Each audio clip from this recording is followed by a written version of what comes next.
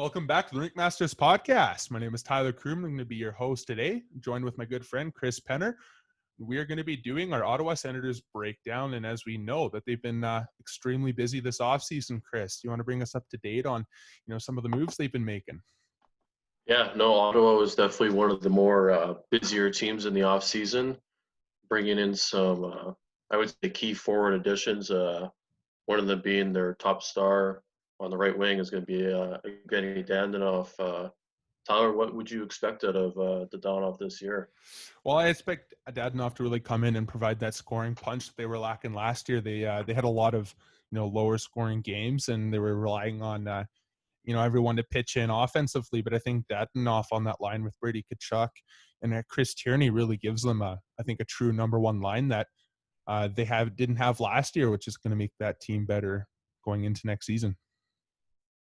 Yeah, no, I think you're bang on that. I mean, he brings that scoring touch that they, like you said, didn't have. It allows them to have more depth too for guys that may have been playing on the top line last year to fill in more of a second, third line.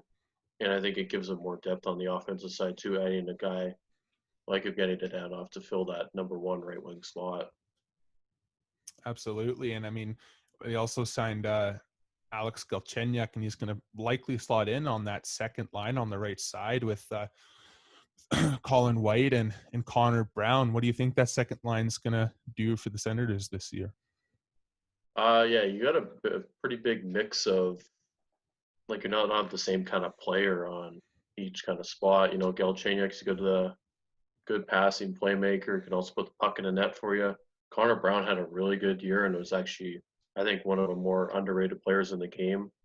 I think 3.6 on his contract too is really good for him. And Colin White's another really young kid who's showed a lot coming up, especially through the U.S. national program. Then coming up the last 2 years, I think they have a really solid second line. I don't know if it matches up to some other teams' second line, but I think it's one that can be very explosive for Ottawa and might be a little underrated. Absolutely. And I think what we'd be looking for too with that second line is, I mean, we saw like not too long ago in Arizona, like Galchenyuk was he was a 40-point player. And I think for Ottawa, he kind of lost that when he got to Pittsburgh, and he kind of found it again a little bit when he went to Minnesota in that trade for Zucker. I would think if he could find that click and if he can find chemistry with Brown, then that's a really good secondary scoring option for the Senators. And then we're going to look down to the guys that are going to be making the jump from the AHL. So we're going to be looking at Batherson and Josh Norris. What do you think their impact will be in the NHL this year? Yeah, no, definitely. They've shown they can do it in the AHL. That's for sure. So I think the transition to the NHL level will be key on how well they can do that and what their success is obviously going to be in the NHL. I think the one nice thing for them is there's not a lot of pressure for them to say, "Oh, we got to keep my spot on the team. I'm gonna have to battle it out with some guys." I think they're gonna have a permanent spot on the team, and I think with the position the Senators are in, it allows them to really just be free and play their game and not have to really worry about anything. So Yeah. I think that could really, jump forward their success. Well, Belleville was so good last year. I think they were one of the top teams in the American Hockey League, and Norris, Batherson, and Formenton were very key parts to that success. So I think, yeah, it's safe to say they're a lock. One thing that I'm really noticing between the NHL and the AHL, especially for these younger players that are like that have the speed and they can think while they're moving. If their thought process can keep up with their speed, they're going to be good, right? And so I think in that regard, there's less and less of a gap between the American Hockey League and the NHL. So it'll be interesting to see how they can really just work in DJ Smith's system and really just potentially give Ottawa four lines that can score and do some damage. Yeah, no, you're right about that. I think that's the one thing that Ottawa is going to have going for them is that four lines of damage. That's going to be definitely their one strength. I mean, you look at some of the other guys in there, Anisimov, Austin Watson. There's a couple of vets down there too that are going to help these guys along. They're not necessarily the biggest locker room kind of guys, Mhm. but they're definitely guys who can, take one of these guys under the wing and really, show them the way. And they're going to be playing together too on the bottom six. So I think if they can get that going for them, I think that's definitely will be a strength for them. Yeah, and I think there would also, it'd be safe to say there's an outside chance that Anthony Duclair does re-sign back in Ottawa, and which would just, he looked really good for them last year, bring them back into the fold.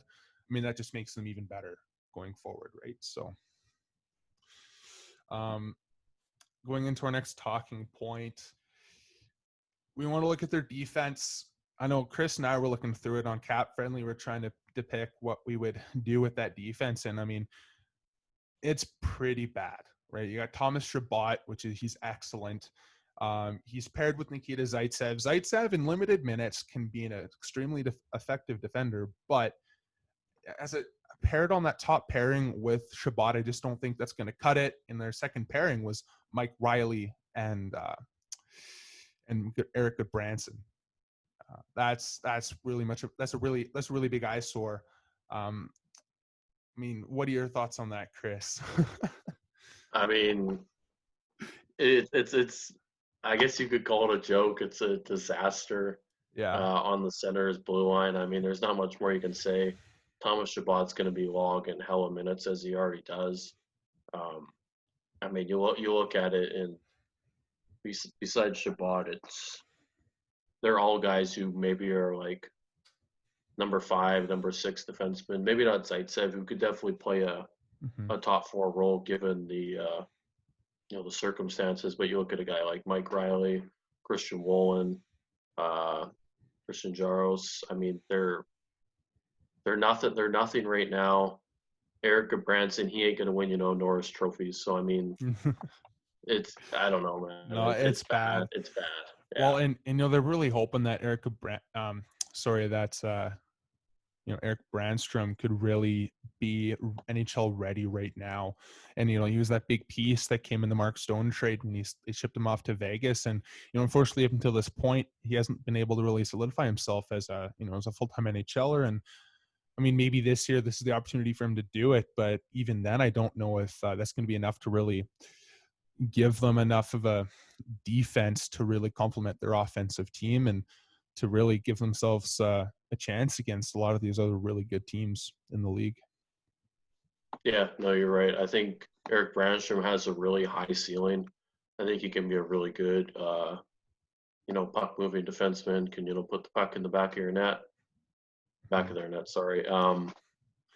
But yeah, no, I think this is the year though. I think if Ottawa starts to fall apart on defense, I think he's the guy you can bring in there for experience, for sure. Bring him in there, try to get him some NHL experience, see if he can maybe gel um, in the NHL. I mean, the one thing that kind of sucks is he's not going to have a really great deep partner to play Yeah. alongside to go into the NHL. So that I think makes it kind of tough for him. But you got to adapt to in the NHL. So we'll see what you can do. Well, yeah, and the big thing for Ottawa Senators fans, right, is like right now the defense, it doesn't look good, but we look a little bit down the road. Lassie Thompson, he's going to be up there in a couple of years. Their 5th overall pick from this last draft, Jake Sanderson. That kid is, I mean, that kid's he's a defenseman. Like he's a good defenseman. So it's going to be a couple of years until he ends up making the jump. And I think slowly but surely, they're going to have a really solid defenseman to work with. But right now, I mean, they got to hope that the addition of Matt Murray is enough to really bail out that defense, unless they can find a way to maybe trade for an upgrade or bring somebody in via free agency that can just kind of help transition into that next phase of young defensemen, right? Yeah, no, that's the one nice thing is they do have a goaltender back there. He's locked up for what 4 years now. 4 years, yeah. Um, yeah, so I think that'll definitely help them. Say weather some storms or something if they're getting hemmed into their own end and stuff. So I think Matt, this could be a very big couple seasons for Matt Murray to really show what he's made of for sure in Ottawa because he's Mm-hmm. going to get tested for sure. Absolutely. So, kind of with all that said, what do we think we can expect from the Ottawa Senators this year? Um, that's tough because I think their offensive ceiling is high, as we've Mhm. already discussed. Um, it's tough because they brought in some good additions to try to help this team along. I think Ottawa has to stay the course. I don't think they need to go out and make any big moves or anything. So I think we can definitely expect them to give a lot of teams a run for their money, especially when we look at the Canadian division. I think they can match up with some of those teams and Oh yeah. definitely win some games for sure. So I think we can expect a decent season from them. Do I think they would make the playoffs? Probably not, but I think they're definitely going to do better than last year, where they finished pretty well dead last, right? So Yeah, well, and even then, like last season, like they finished low in the standings, but in the majority of their games, they weren't exactly pushovers either, right? Like, they were playing hard, they were playing fast, they were playing to their strengths, as you could say. And I mean, obviously, the better team always will prevail. That's just the nature of the sport, right? Skill beats. If you can match skill with work ethic, it's going to beat the team that doesn't have the skill, but they have the work ethic. And ultimately, I think we're going to expect a better season from Ottawa this year, like you said, Chris. But yeah, I agree. I don't think they're going to be a team to make the playoffs, especially if we're looking at an all Canadian division. I mean, there's some insanely good teams in that division, right? So there's a lot of competition. Like Montreal, we're going to be doing them next week's, but we're not gonna touch in too much on them right now. But they've made additions. Like they've gotten better. Toronto's gotten better. Calgary's gotten better. Vancouver's going to be good again. It's just Ottawa. Yes, they've gotten better, but they're not right there yet with those teams that we've just mentioned. yeah, no, it'll definitely be a tough ride for them, but hey, all the experience playing against those tough teams, I think will do nothing but good for this young team. Oh yeah, and we can do this breakdown and not talk about Tim Stutzel. We're going to talk about young players. Of course, we already talked about Jake Sanderson, who they drafted fifth. Tim Stutzel is a guy that I think he's going to be in the bigger picture. And um, when we look at the young players already on this team, I mean, obviously, I think Stutzel could come in, not obviously not this season. Well, potentially, he could make the team this year. Like, I wouldn't rule it out of the picture if he has a good camp. I mean, he's looked extremely good in Germany. I won't put it out of the realm of possibility. That might be my bold hot take. I might say that Tim Stutzel could make the Ottawa Senators this year, but especially the year after this next season. I think Stutzel's going to come in and really join that core of Norris, Formanton, and Batherson, and really just give Ottawa, an insanely good, promising team. Yeah, no, I think they really hit it on the button in terms of their draft picks. Mm-hmm. Tim Stutzel, I think was obviously one of the best players in the draft class. I think seeing what he's done, like you said, over in Germany has been really exciting. He's a really dynamic player. Um, I think it'll be exciting to watch him too play in the World Juniors with Germany. That'll be exciting to watch, even though obviously Germany isn't that top tier team. I think he'll really show off again. Well, and it's interesting too, like Germany, they're an interesting country to really follow right now when it comes to hockey development because I mean, I think this year they're going to have a surprisingly good team at the tournament, like not on Canada's level, obviously, but like I do think Germany's going to be good. I just remember like the last year, people were just kind of taken by how good some of these players were, and this year they could have potentially had three players go in the first round. Paterka fell just slightly into the second round there, but I mean, there's some good talent coming out of there now. Like they're following Leon Draisaitl's steps. We had Morty Sider drafted pretty high the year before, so I know obviously we didn't come here to talk about Germany, but I do like the players coming out of Germany. So if you're a World Juniors fan, definitely keep tabs on Germany in the coming years. Yeah, no, they'll be exciting for sure because I always like watching those underdog teams. So because I know they gave a lot of teams a run for their money last year. So Mm-hmm. like I said, we're not here to talk about Germany, but they're No, exciting for sure. definitely. All right. So Chris and we went on to Cap Friendly and we really addressed the roster and decided to play GM and make the moves and signings that, we think would be beneficial for the Ottawa Senators. So let me pull it up here and we'll give you guys a look. we mainly kept everything the same. We think that they've made, like we mentioned earlier, a lot of really good moves to better the core of this team.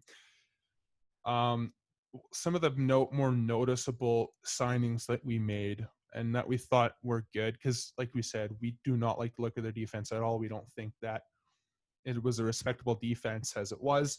So we signed Zdeno Chara to a $1.5 million contract for 1 year. And Travis Hamonic at 2.7 for 3 years. So the big one here for me is Zdeno Chara.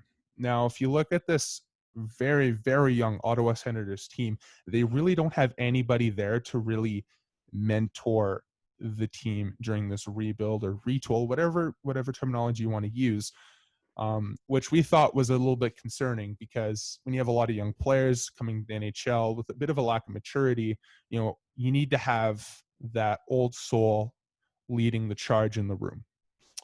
And I think Zdeno Chara fits the bill to a T. Like, I don't think there's a better player, especially that's available right now, that you could bring in than Zdeno Chara for that reason.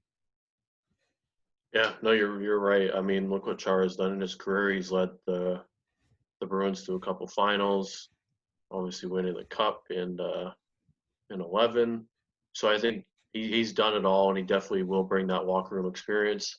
And I think same can go for Travis Hamonic too. Obviously, myself being a Flames fan, I've seen what he's done. He's a super good guy off the ice, does so much for the community too.